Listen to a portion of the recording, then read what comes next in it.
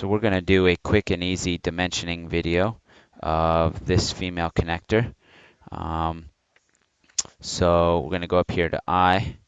We're going to start new and new. And we want to make a standard IDW, not the DWG. We want an IDW, and also make sure that your project file is the correct one.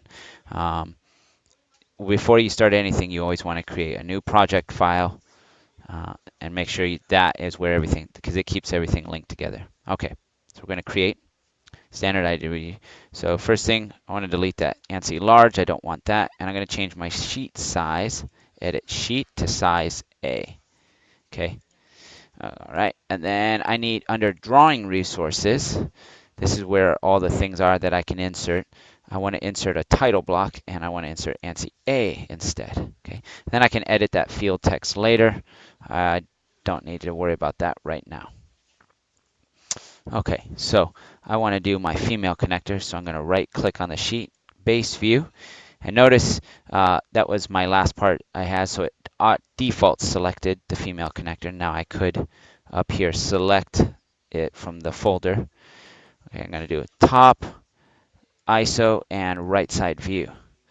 All right, and notice that my right side view is pretty much the same as my front side view, so I don't need it. I can delete it. And I've got my hidden lines and I've got it shaded. Now, I really only want the ISO shaded, so I'm going to have to change that. Either turn that on or off. Just depends. All right, so everything's shaded. So actually, I don't want my front and top views shaded, so I'm going to right click, edit those views, and I am going to unshade them. And they're a little bit small. So what I could do is I could drag it here and make it big, but that's way too big. 2 to 1 and is too big. 1 to 1 is too small. So what about 1.5 to 1? Okay, and that's going to be just about what I want. Okay, and then over here, that's too small, so I'm going to edit that, and I'm just going to make that larger. 2 to 1's okay for my isometric view, and it's shaded, so I'm good. Okay, so first things first, let's move these over here. Now, I need an overall height. So annotate dimension. And I want to make sure I get the very top of that to the bottom. I'm going to drag that height inside. Okay. No, that's not what I want. There we go, 1.64. Okay, now overall width. Notice it's a circular piece, and I've got some hidden lines inside. Okay, so here's where we're going to learn a new trick. If I wanted to dimension these hidden edges inside, because the inside of my piece is hollow, and I don't want to dimension hidden lines. So actually, what I'd like to create is a section view. So I don't want this top view. What I'm going to do is I'm going to escape and right click and delete that. And I'm going to place a view. I'm going to do a section view. Now, first I click on the thing that I want a section view. And I want a section view right from the middle here. So I'm going to get my little yellow dot, click, drag a line straight across. I don't want it to be angled. I want to make sure it's perpendicular. Notice I've got the little perpendicular symbol next to my cursor. Then click again, and then right click and click continue. Now, if I drag it up, that and the arrows are pointing, that means I'm looking down from the top to the bottom of my piece. If I drag it this way, it means I'm looking up.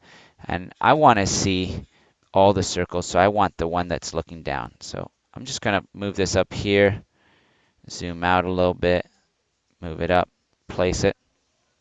Okay, and then I'm going to zoom back in and adjust things. Okay, I can move the words above, and then I can move this further up. Press home to zoom. Okay, I'm going to move this down a little bit. Move this down a little bit so everything fits. Okay, so I got my overall height. Now, Notice this is a circular object. So to dimension the, the circular object, click on Dimension, and I put my cursor on the circle. And notice it gets a little circle with a radius. So it's going to dimension the radius. Actually, what I want is the diameter of this. So I'm going to have to do a modification. So I can click on any of these arcs. I don't want the green dot. Drag this off. So it's telling me the radius of this is 50, but I want to show the diameter. So escape out of dimension and then double click, and I want to notice this highlighted part. I can't delete it. That's the Autodesk measuring the diameter or the dimension. So I want to hide that, and I want to put in a diameter, and the diameter of this is 1.00. It's in 2 decimal places of accuracy. Okay, there we go.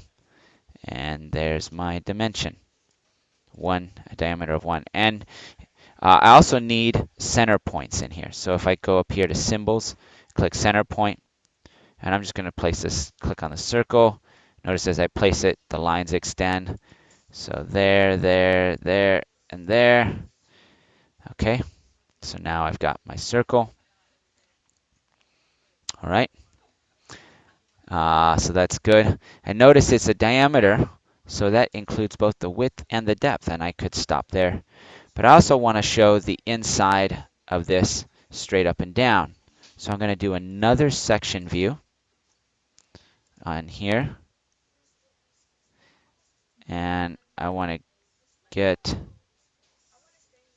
the middle here, down in the middle there, and continue. And I'm going to place it over here somewhere. Okay. And I'm going to move the words up here. Press home. Okay. Move that over there.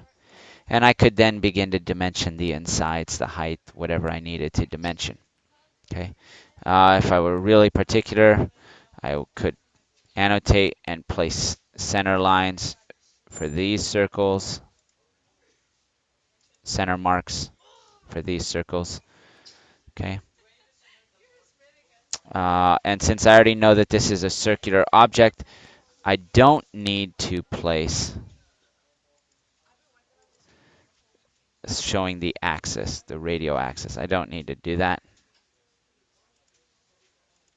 I can, but I already know it's circular, so I don't need those. Okay.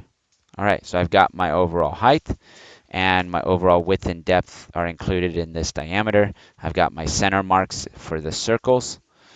So the only thing left now is to edit the title block. So over here under ANSI A field text, I'm going to edit my field text.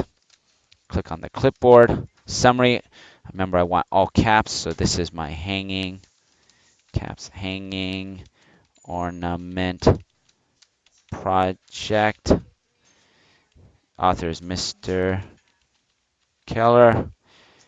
Northland, HSIED, and whatever your period is. And then here under project, designer, you can also change that to Mr. Keller. Okay, so apply, close. Okay, and then this drawing number will fill in with the file name once you save it. Okay. All right, and then the next thing I need to do is I want to export this to PDF. Okay, and I'm just going to save it as that right there, and then I can upload my PDF. It's right here, and I'm good to go. Okay, that concludes this video.